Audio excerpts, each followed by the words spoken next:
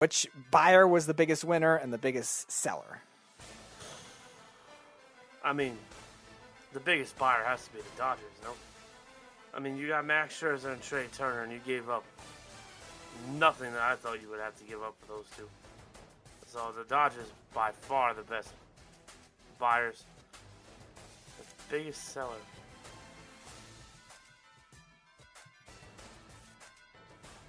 I mean, Chicago, I would say, they gave up Rizzo and Bryant.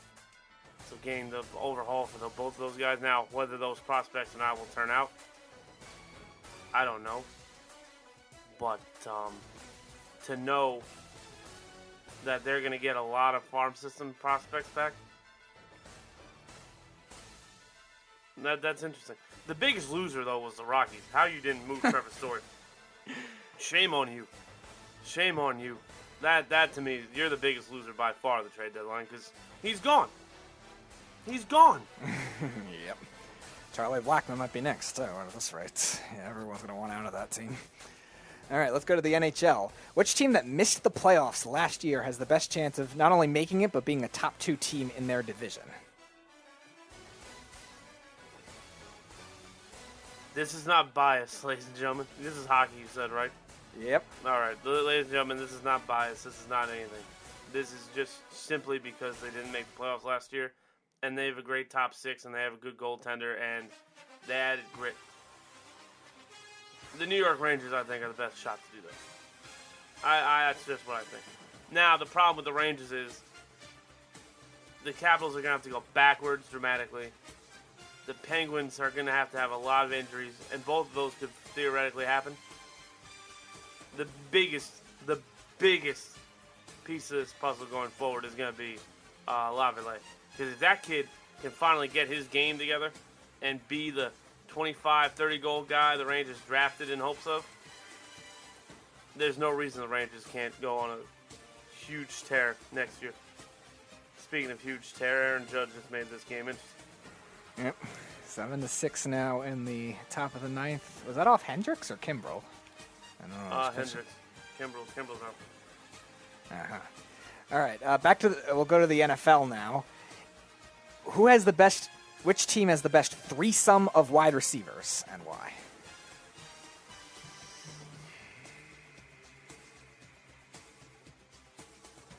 I want to say Cleveland. I really do want to say Cleveland. The problem is Donovan Peoples-Jones going to be that good. I think Rashard Higgins is their number 3. I think Peoples-Jones is the best slot guy personally, but no, he played very well last year. And tight ends don't count? No, wide receivers exclusively. Buffalo's up there too. Emmanuel Sanders, Stephon Diggs, and Cole Beasley. If he plays. Oh, well, right, yeah. I'm going to go Buffalo. I'm going to go with Buffalo because I think Emmanuel Sanders and Stephon Diggs are the best 2 route runners and 2 duo in the league. All right. And I think Cole Beasley gets his hair together. Snug says Cubs might cut Arrieta loose today. He might give someone some bullpen help. Carl says not with a 6+ ERA. He was even ineffectively early in the starts. I guarantee you, and I'm dead serious, the Yankees will sign him and act like it was a great thing. They'll act like they just did us all a favor. So thinking that he's going to just go an inning isn't going to work. Snug says the Alabama Crimson Tide, best threesome of receivers, maybe in college football. But no, 2 of them got drafted, so I don't even know about that anymore. Carl also Denver, too. Denver's possibly. If they all stay healthy with Sanders, Sutton, and not Sanders, Judy, Sutton, and Hamler. Hamler. That's. Carl says Titans as well as another one to contribute maybe into that. Who would that third guy be? That's why I didn't count them. Because, A.J. Brown and Julio Jones are the big 2, but who's their third guy? I think Josh Reynolds they signed as their third guy, who's been, he's been okay at times, but really nothing special, and that was maybe the McVay system type thing. Ben actually says that, it was Hendricks on the home run. Here's what I'm surprised you didn't say was the Buccaneers. Or you think they're more of a product of Brady? Oh, yeah. Scott Miller's absolutely a product of Brady. Godwin, I think, has enhanced because of Brady. And Evans is Evans. Yep, and it looks like he's getting pulled. All right, so the Yankees hit the tying run first. So they might have a very interesting finish in this Field of Dreams game. All right, let's go. Let's go to the NBA now. The worst front office in the NBA. They're not pulling him. No, they're not pulling him. Nope. Who's that, Glaber? Stanton. Oh, you got to walk Stanton. But the go-ahead run on second? Tying run at second? Or the tying run at second, going-ahead run at first. Who's on deck? That's what matters. It's a risky decision regardless, especially when you've already been struggling. He's 0 for 4, but Stanton hits that ball anything close to on par. That thing. I don't know if with Hendricks already struggling, unless they're planning on pulling him, if they want to put another base runner on with him already struggling. Oh, I told you to pull him. I told you to pull him. Oh, did he get over? Or did he catch that? I can't. It's over. I told you. Wow. I told you don't pitch to Giancarlo Stanton. We got that live time, too. I called it. Yes, you did. I called it. Don't pitch to him. So 8-7 now, Yankees. All right, back to the question was... The first pitch. Hey, all you Yankee fans that hated Giancarlo Stanton, how dumb do you feel now? And no, I'm not one of those people. I love Stanton. No, you were not. Yep. So the question was, who is the worst front office in the NBA right now?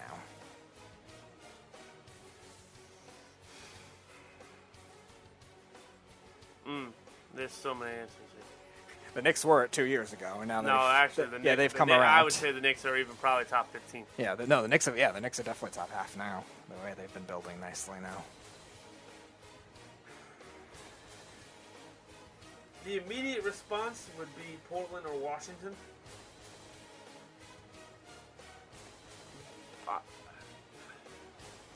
It's got to be a team that hasn't done anything in years, though. Because even Charlotte got good. Sacramento has young pieces. I'm going to say Portland, because this Damian Lillard thing really should have been nipped in the butt a while ago. And you really have failed to get him not even a Robin, but you failed to give him a winning team for a while. So I'll say that. And Boston's up there, too. Carl actually said the Kings as his answer for that. See, I was going to say that, but Darren Fox, Buddy Yield, Marvin Bagley, that's not something you can blame the Kings on. The other two I was thinking too were either the Pelicans or the Cavaliers with all the top picks that they've had, and they've really nothing. Here's the thing about the Cavs, right?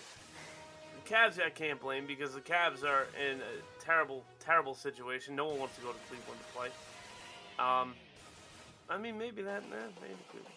No, with all the and number what's one, the other team you just said? The Pelicans with all the number one picks they get. The Pelicans I think are actually on the way up. That Anthony Davis trade is going to get them good. It's just a matter of those kids growing together. Well, Alonzo left. Yep, Lonzo got $85 million from the Bulls. Carl, I hope you can be able to take that on. All right, so we'll go back to hockey now. Which NHL coach is most on the hot seat and why? What sport are we talking about? NHL. Which coach is most on the hot seat and why?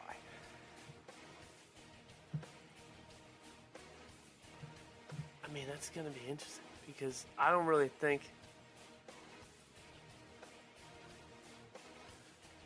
I would love to say John Cooper's name, but he just won back-to-back cups. Yeah, that's got to be hard now. It would take a really big collapse for that to happen.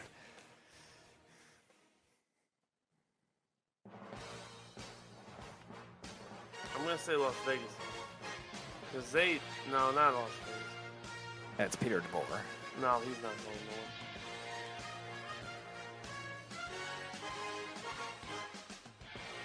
The Stars guy, how long has he had his job? He was an interim. Yeah, he was an interim from the Cup team, and I think he's still there. Let me find his name. I forget his name off the top of my head. It's not Quellville.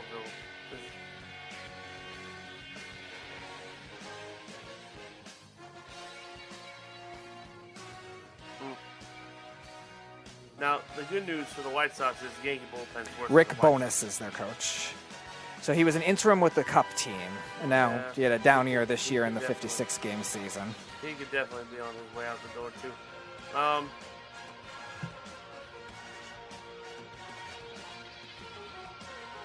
Torts is still unemployed. Torts is taking an ESPN job with their new hockey coverage for this year. No. He might coach again, though. I wouldn't rule that out either. Not only that, I think Torts is going to get fired from ESPN.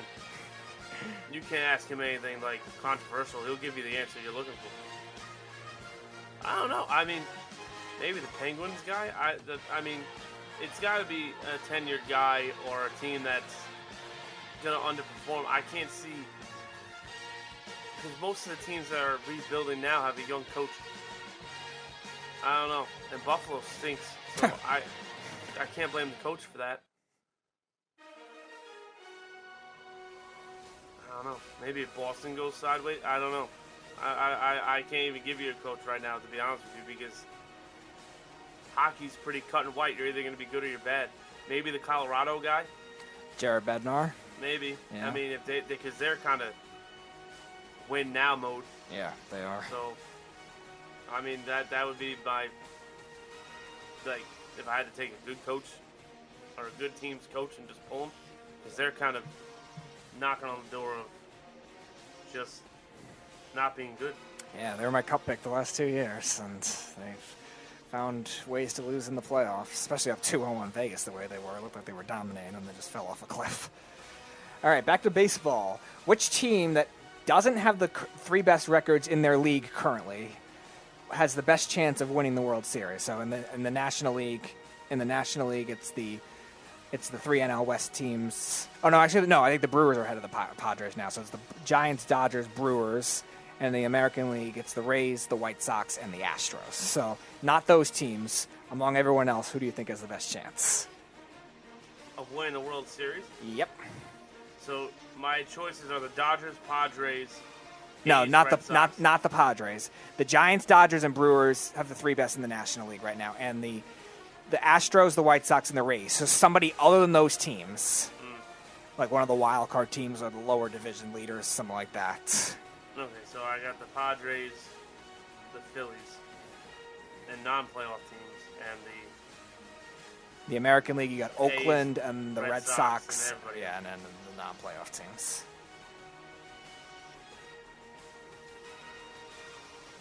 I mean, San Diego, I think, really has underperformed all year. At some point in time, they should get hot, right? So if they get hot around this time, and Tatis Jr. can come back, and Blake Snell can find himself, they can do it. But I mean, the Dodgers are winning the World Series this year, so it doesn't even matter. The Dodgers are winning the World Series. Like, just pencil it in. It's happening.